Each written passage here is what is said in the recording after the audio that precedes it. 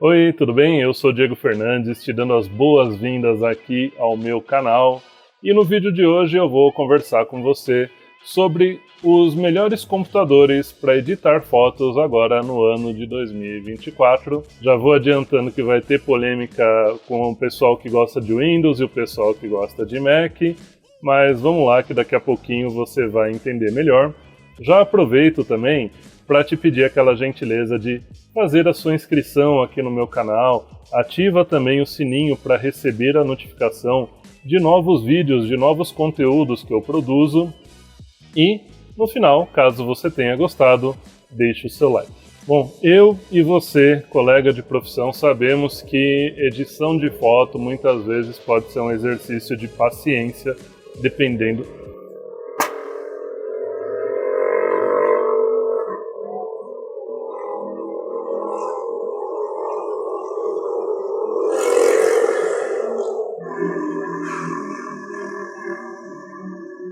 Bom, você aí, colega de profissão, deve concordar comigo que muitas vezes edição de foto pode ser um exercício de paciência, dependendo do computador que você tem.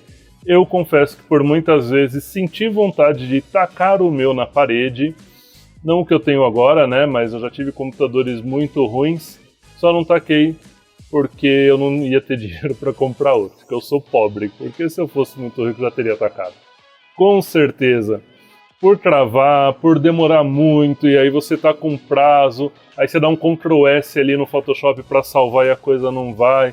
Meu Deus do céu, é uma tortura, é quase uma tortura, né? Mas enfim, vamos tentar amenizar essa tortura. Eu sei que nem sempre vai ser possível, porque os equipamentos chegam num preço muito alto pra gente aqui no Brasil. Mas vamos tentar, né? Vamos focar aí em conseguir uma máquina boa para fazer edição, até mesmo porque os aplicativos da Adobe, eles são bem pesados. Eles exigem muito processador, memória, placa de vídeo e o armazenamento também, não só em questão de espaço, mas na velocidade de leitura e gravação da sua unidade. Mas vamos lá, vamos começar aqui o vídeo, vamos entrar já no assunto. Eu fiz aqui algumas anotações. A primeira delas é que eu não aconselho que você se apegue muito às recomendações que estão lá no site da Adobe, tá? Se bem que eles atualizaram lá muita coisa, mas, por exemplo, aquilo que eles consideram recomendável, eu considero requisito mínimo. E aquilo que eles consideram requisito mínimo, eu considero impossível. O requisito mínimo que eles colocam lá é uma configuração o suficiente para você conseguir instalar o Lightroom, o Photoshop.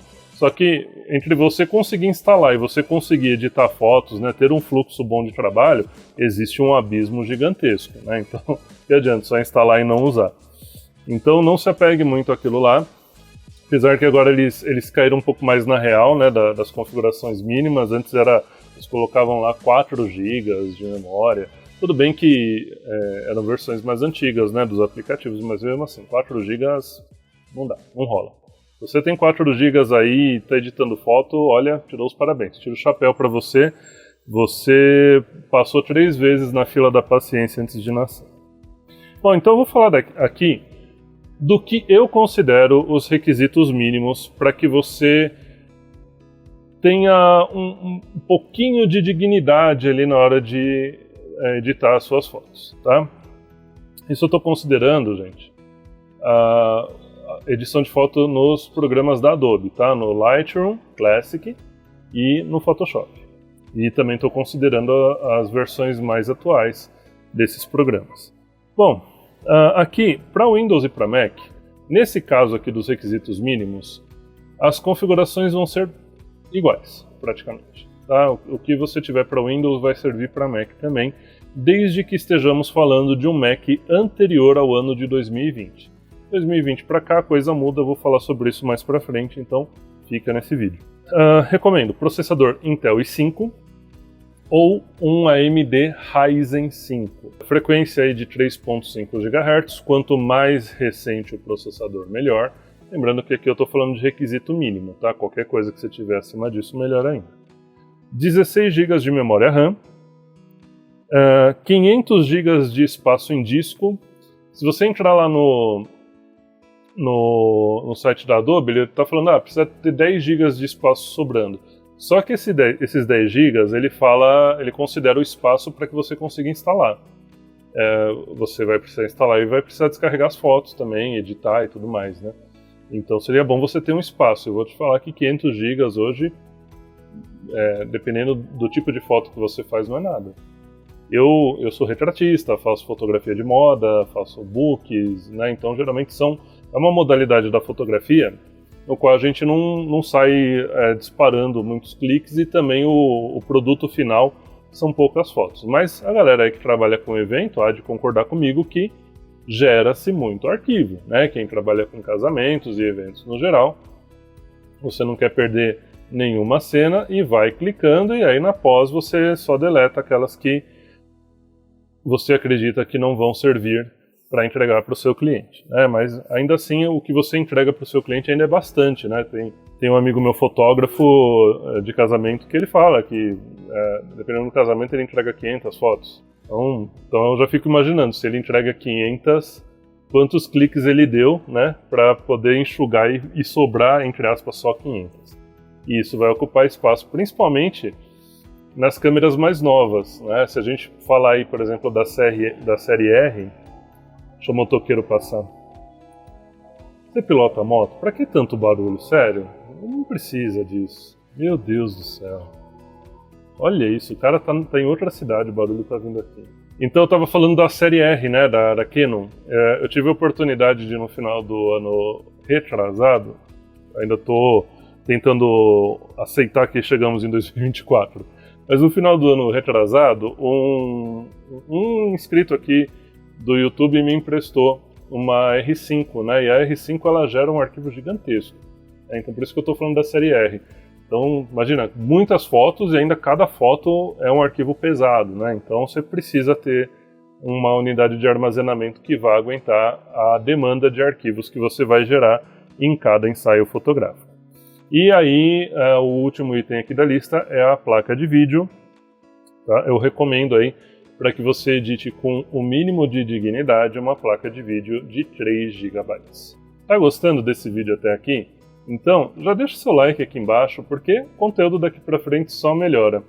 E também, se você já acompanha o meu canal, gosta do meu conteúdo e quer apoiar o meu canal aqui do YouTube, considere deixar aquele valeu demais. Isso me ajuda bastante a patrocinar, né, novos conteúdos aqui, principalmente ensaios externos, né? A gente às vezes precisa de modelos, maquiadoras, outros profissionais para poder gerar esse conteúdo. E o seu valeu demais ajuda demais. Agora que nós falamos ali da configuração mínima, né, para você ter o mínimo de respiro para poder editar, agora eu quero falar das configurações recomendadas. As configurações recomendadas para que você respire muito mais aliviado na hora de fazer a edição das suas fotos. Só que assim, eu vou dar as configurações recomendadas baseando-se na realidade do brasileiro médio. O ideal mesmo seria você ter acho que é o Mac Pro, que é a máquina mais parruda da Apple, que é uma torre e tal, né? Mas, putz, quem tem 100 mil reais para dar numa máquina? E só a máquina, né? Tem que contar os monitores, que são caríssimos e tal. Então, o que eu vou falar aqui são configurações recomendadas, voltada para a realidade aí do brasileiro médio, que eu me incluo também. Tô até um pouquinho abaixo da média, pra falar a verdade. Bom, vamos nas configurações aqui do Windows. Para o Windows, processador de 3.5 GHz ou superior, tá? Então, de preferência as últimas gerações aí dos processadores da Intel, de preferência i7 ou i9, se for possível, né? Ou equivalente da linha AMD. Da AMD eu tô meio por fora, né? Eu sei que tem o Ryzen, a linha Ryzen, não sei em qual versão que está. Inclusive, se você souber, deixa aqui nos comentários, também vai ajudar a enriquecer o conhecimento de outros inscritos aqui do meu canal. E aí, continuando, 32 GB de memória RAM. 32 GB parece que é muito, mas não é.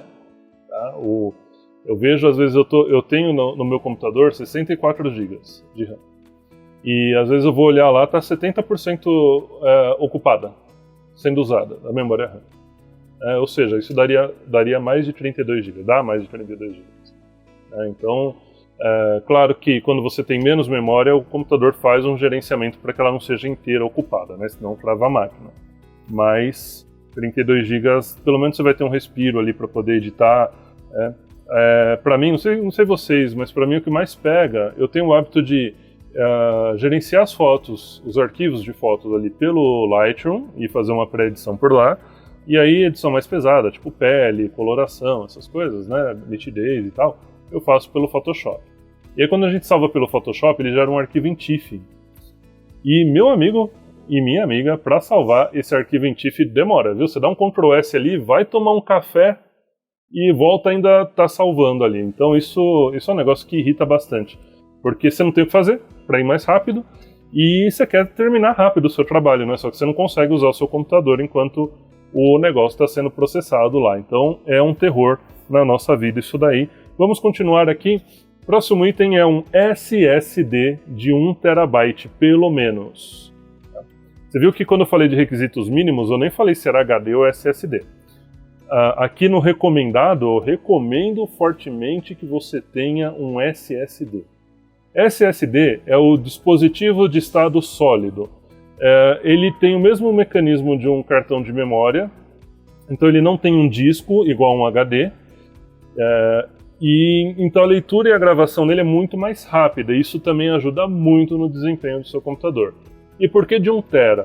Volto a falar, a gente gera muito arquivo, eu tenho um SSD de 4 TB aqui que já está lotando, e nem tem sistema instalado nele. Eu tenho um de 256 GB para sistema e aplicativos, e eu tenho um de 4 TB, um SSD de 4 TB, que é onde eu salvo os arquivos, né, e enfim, está linkado com a nuvem e tudo mais, e está quase cheio. 4 TB, meu, como é que eu consegui encher 4 TB?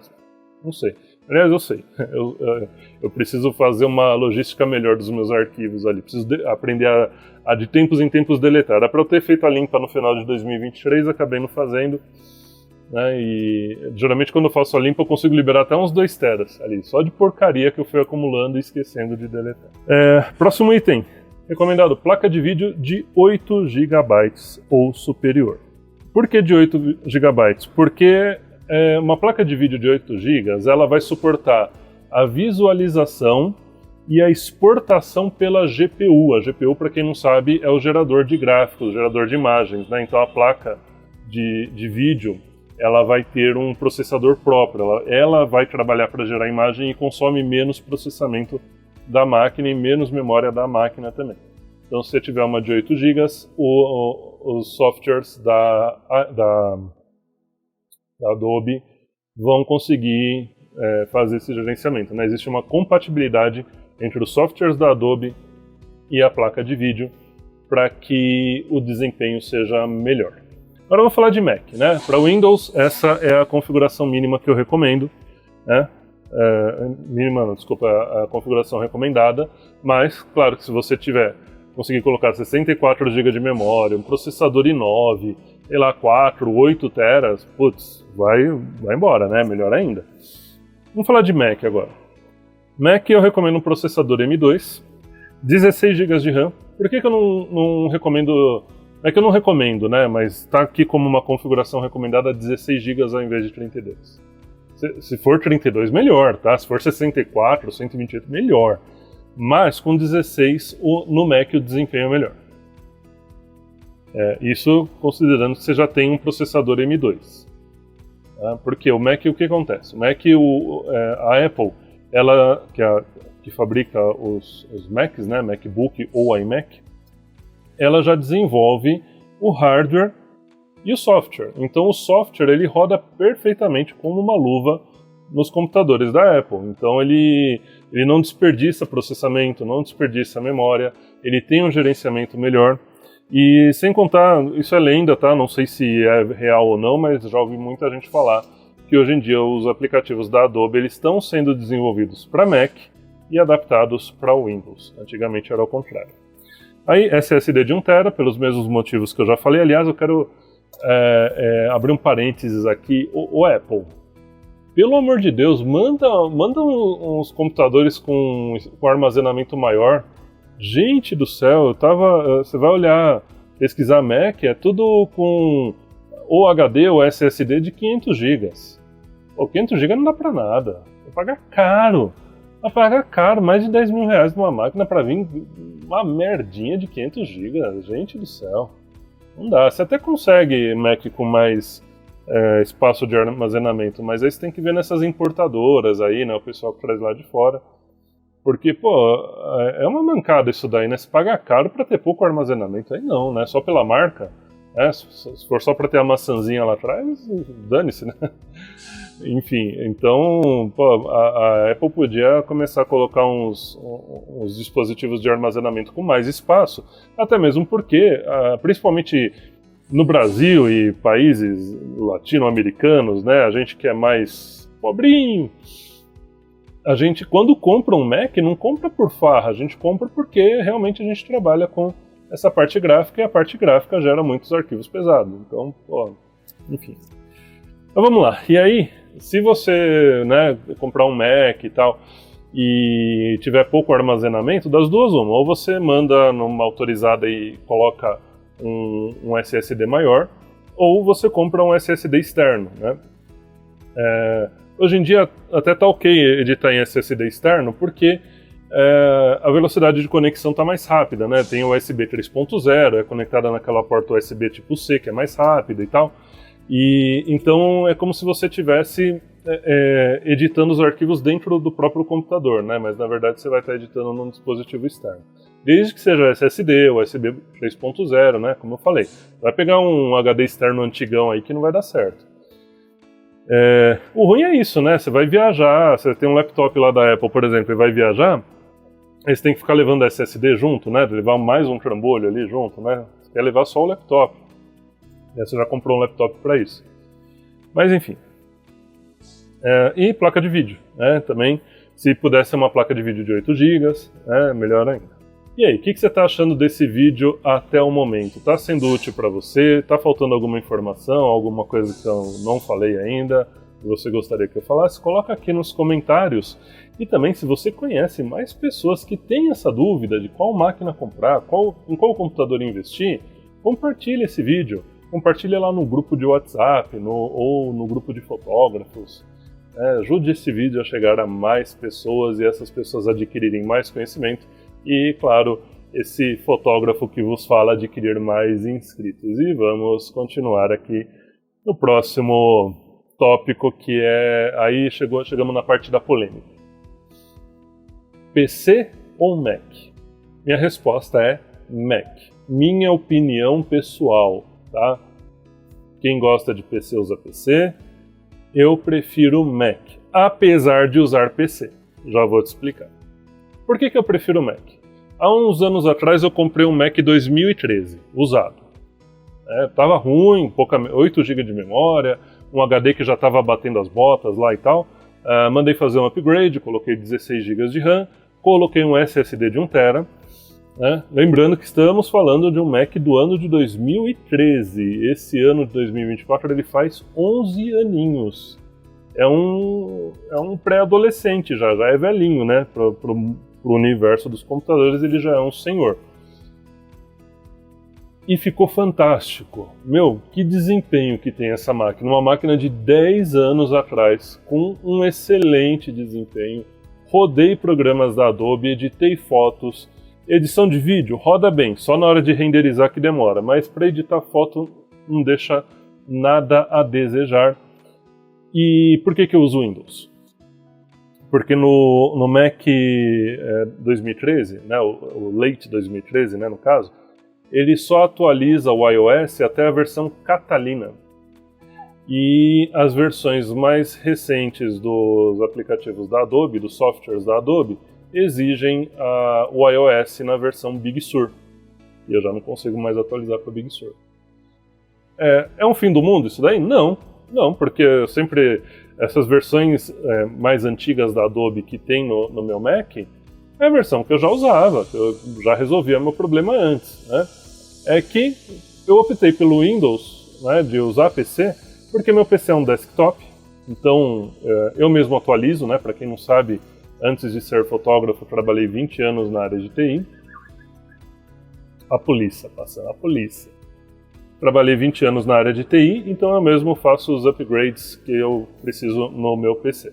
Então eu fiz um upgrade, coloquei esse SSD de 4 TB que eu já falei, coloquei 64 GB de RAM, então ele está voando, né? Tá com desempenho legal, mesmo sendo um PC, ainda assim está atendendo às necessidades. Mas olha só, um PC com 64 GB de RAM novo, né? Porque eu fiz upgrade nele faz uns 3 anos, né? Upgrade que eu falo de placa-mãe, processador, né? E agora recentemente eu fiz de memória, e memória e SSD. Bom, uma máquina nova tem o mesmo desempenho praticamente que um Mac de 10 anos atrás. E uma máquina nova, né, um PC novo, com 64 GB, tem o mesmo desempenho que um Mac com 16 GB. Então, seguindo essa lógica, se você tiver um Mac novo hoje, esse Mac vai durar, além dele durar muito tempo, ainda assim ele vai ter um excelente desempenho, porque obviamente que a Apple só fez melhorias, né? O processamento melhorou, o gerenciamento de memória melhorou. Inclusive, isso é um tópico que eu quero conversar com você, da lenda dos processadores M1, M2 e M3. Por que eu estou chamando de lenda? Não leva ao pé da letra isso que eu estou falando não, tá? Eu falo lenda porque eu nunca mexi. Eu nunca peguei um Mac com esse chip M1, M2 ou M3 para poder chegar para você e falar, não, vai nele que é garantido. Existe uma conversa aí de que esses chips M1, M2 ou M3 mudaram completamente o conceito de processamento de dados da forma que a gente conhece, né? Pelo menos nós, velhos usuários de computadores, conhecemos. A gente sabe o quê? Que o processador processa, a memória é o acesso rápido ao processador e o HD, o SSD, é o armazenamento. E a placa de vídeo, né, para gerar os gráficos. O que está sendo falado aí muito, né, é que o chip M2 ele não vai mais exigir tanta memória, ele também já faz o processamento que seria o equivalente à GPU. Então, por exemplo, se você adquirir um MacBook Air, que é uma versão mais em conta do MacBook, né, e ele tiver 8 GB de RAM, que é o máximo que você vai encontrar em MacBook Air, já resolve. Você já consegue editar foto tranquilamente, editar vídeo tranquilamente, usar os aplicativos da Adobe de forma bem tranquila. É o que eu ouvi falar. Se você já usou, se você tem um Mac, comenta aqui embaixo se isso é verdade, se isso é só lenda, né? Não sei. Sinceramente não sei. O dia que eu tiver a oportunidade de mexer em algum, eu gravo outro vídeo falando, vai ou não vai. Outro assunto aqui também, desktop ou laptop? Laptop, se você tiver condições de ter um laptop com desempenho bom, é melhor. Mas aí vamos esmiuçar mais essas informações. Qual a vantagem do desktop? A vantagem do desktop é que você consegue fazer um upgrade nele de uma forma muito mais fácil. Então, às vezes, se você tiver um pouquinho de conhecimento de TI, né, de informática, na minha época se chamava informática. Aliás, eu sou mais antigo, na minha época se chamava processamento de dados. Enfim, mas se você tiver um mínimo de conhecimento, um mínimo de curiosidade de olhar nos canais de YouTube, hein, você vai conseguir você mesmo trocar memória, você mesmo consegue trocar o seu SSD. Se você não se sentir confiante, manda numa assistência técnica. Mas mesmo se você mandar numa assistência técnica, a manutenção no desktop deve ser mais barata do que no laptop. O desktop é mais fácil de abrir, tem menos pecinhas pequenininhas que pode perder, né? O laptop ele é mais chatinho de abrir, sem contar que o desktop é ali, você tirou a tampa, todos basicamente são iguais. O laptop, como ele é muito adaptado, né? Cada pecinha ali tem que encaixar e não pode fazer muito volume, então um difere do outro ali na hora de mexer. Então a manutenção tende a ser mais cara. Estou falando de Windows, tá? De PC, de máquina com Windows. Agora, se for Apple, olha, eu não vejo vantagem alguma em você ter um iMac. Tá? Opinião minha novamente. Quem tem iMac, gosta, respeito. Mas eu não vejo vantagem por quê? Porque um iMac é tão caro quanto o MacBook. E se você for dar qualquer manutenção, qualquer upgrade, a chatice para você abrir ou para você mandar para manutenção vai ser a mesma. Porque, bom, eu estou falando, o meu Mac é um iMac, é um desktop, é uma máquina de mesa, né? E eu sei que quando eu fui fazer o upgrade nele, o cara falou que para abrir tinha que remover a tela, que ela é colada. Todas as peças também são muito bem encaixadinhas, porque a tela e o computador é uma coisa só, então, e ele é bem fininho, então tem que caber tudo lá. É quase um laptop de mesa, né, se a gente for ver. E aí tem que ser peça específica, por exemplo, acho que o SSD só pode ser da Samsung, a memória também tem a marca certa de memória que dá para colocar lá, que ele aceita. E então, assim, a chatice para abrir um iMac e abrir um MacBook é a mesma. Você vê o quão é complicado. Eu, como eu falei, trabalhei 20 anos com TI, mas eu não tive coragem de abrir o meu Mac, não. Eu mandei numa assistência técnica, mandei num técnico autorizado não, mas especialista em Mac, né? Tanto é especialista que minha máquina voltou perfeita, né? Então, não mandem qualquer um não, tá? Dá uma perguntada antes, dá uma pesquisada se você for fazer um upgrade ou uma manutenção no seu Mac, porque não é qualquer pessoa que mexe. Enfim, então, já que é para você enfrentar, entre aspas, alguns percalços com Apple, que seja um MacBook. E aí pelo menos ele é portátil, você leva para onde você quiser. Eu tive essa questão agora no final do ano, né? Esse final de ano eu fui visitar vovó mora na praia. E meus 2 computadores são desktop. Tudo bem, tava de férias, né? Não tinha que pensar em trabalho, mas sabe aquele momentinho ali que você tá lá sem ter o que fazer, já enjoou de praia, né? E você fala, nossa, podia estar editando umas fotos agora. E não dava, porque minhas máquinas estavam aqui, né? Você vê, eu tenho 2 e nenhuma das 2 é portátil. Eu pretendo resolver isso, mas não agora.